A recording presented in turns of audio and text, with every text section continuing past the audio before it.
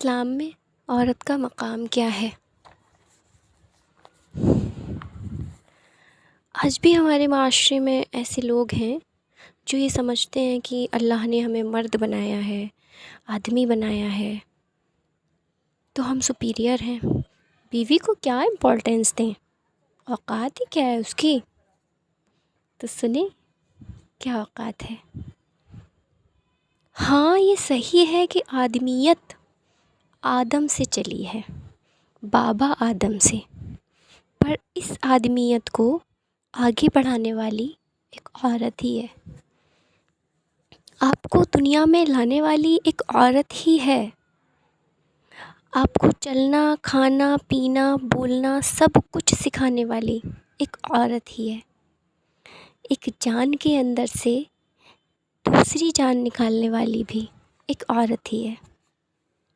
شوہر بیوی کے حقوق اور فرائض کا رٹا مارتے ہیں کہ ایک بیوی ایسی ہونی چاہیے، ایسی ہونی چاہیے، سرو گن سمپن ہونی چاہیے، پر اپنے فرائضوں کو کیوں یاد نہیں کرتے؟ اپنے فرائضوں کو بھی صبح 4 بجے اٹھ کے رٹنا چاہیے۔ تمہارے فرائض کیا ہیں؟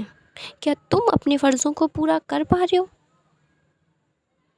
اچھے اچھے کپڑے، جویلری، گاڑی، بنگلہ، یہ سب دینے سے فرض پورے نہیں ہو جاتے، یہ سب تو وہ خود بھی کر سکتی ہے اپنے لیے۔ آپ اپنی بیوی کو زندگی جینے کی ساری آسائشیں مہیا کر دیں، کوئی بھی چیز اس کو کبھی خوشی نہیں دے گی جب تک آپ اس کو وقت، توجہ، عزت اور اخلاق نہیں دیں گے۔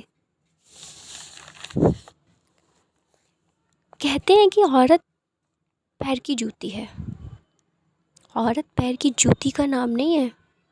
لوگ یہ سمجھتے ہیں کہ میں مرد ہوں، میں کما کے لاتا ہوں، میں طاقتور ہوں، میرے پاس عورت سے زیادہ قوت ہے، تو اس کا مطلب یہ نہیں کہ شوہر بیوی کو مارے گا، ہر وقت گالیوں سے بیوی کو نوازے گا، نہیں۔ اسلامک شوہر کیا ہے؟ قرآن میں بیوی کا تصور کیا ہے؟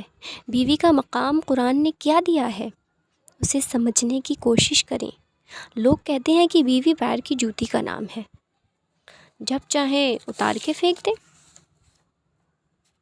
اگر بیوی پیر کی جوتی ہے تو کیا ماں بھی پیر کی جوتی ہوئی؟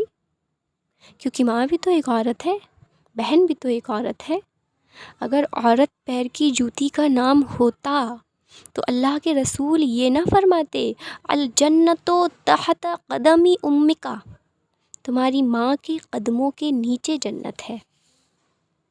عورتوں پر ظلم کرنے والوں، اگر آپ سچے مسلمان ہیں، اگر آپ قرآن کی تعلیم پر ایمان لائے ہیں تو غور کریں کہ جب ایک بیٹی کسی کے گھر پیدا ہوتی ہے تو وہ اپنے ماں باپ کو جنتی بناتی ہے، اور شادی کے بعد اپنے شوہر کو جنتی بناتی ہے، اور جب وہ ماں بن جاتی ہے تو اللہ رب العزت جنت سمیٹ کر اس کے قدموں میں رکھ دیتا ہے نا؟ کیا میں غلط ہوں؟ اس وقت ہمارے ملک میں بیٹی بچاؤ کا نعرہ دیا جا رہا ہے اور ہم سب اس کی تائید بھی کرتے ہیں، یہ نعرہ لگنا چاہیے، بیٹیوں کو بچانا چاہیے، لیکن ہم یہ بھی کہنا چاہتے ہیں کہ جو نعرہ آج لگ رہا ہے نا بیٹی بچاؤ کا، یہ نعرہ 1450 سال پہلے ہمارے نبی نے مکہ میں تب لگایا تھا جب لڑکیوں کو زندہ دفن کیا جاتا تھا، بیٹی پیدا ہوتے ہی اس کا گلا گھونٹ دیا جاتا تھا، بیواؤں کو حقارت کی نظر سے دیکھا جاتا تھا۔ اس وقت ہمارے نبی نے بیٹی بچاؤ کا نعرہ لگایا تھا، عورتوں کی عزت اور عصمت کے تحفظ کے لیے آواز اٹھائی تھی۔ میرے عزیزو، عورت کا مقام کیا ہے اس کو سمجھیے، آپ کی زندگی میں اس کی امپورٹنس کیا ہے اس کو سمجھیے۔ اللہ نے فرمایا ہے کہ میں نے عورت کی عزت کو کعبے سے بلند کر دیا ہے، اس سے بڑا اور کیا ثبوت ہوگا کہ عورت کا تصور کیا ہے نا؟ اگر میں غلط ہوں تو مجھے کمنٹ کر کے ضرور بتائیے گا۔ یہ تو سبھی جانتے ہیں نا کہ اس معاشرے کو بنانے والے مرد ہوتے ہیں، پر مرد کو بنانے والی ایک عورت ہی ہوتی ہے۔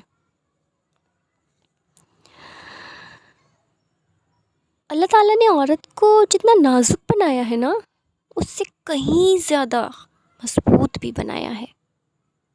ارے اگر عورت بیدار ہو جائے نا تو فرعون کے گھر میں موسیٰ کو بھی پال لیتی ہے۔ ایک عورت کو حقارت سی کی نظر سے دیکھنے والوں، ایک بار اپنے وجود کو، خود کو آئینے میں دیکھیے، خود پر ایک نگاہ ڈالیے، تب آپ ایک عورت کی ہمت اور حوصلے کو سمجھ پاؤ گے کہ جس نے اپنے وجود سے آپ کو وجود بخشا ہے۔ عورت ہونا اتنا آسان نہیں ہے جناب، بہت سارے خواب دل میں ہی دفن کرنے پڑتے ہیں۔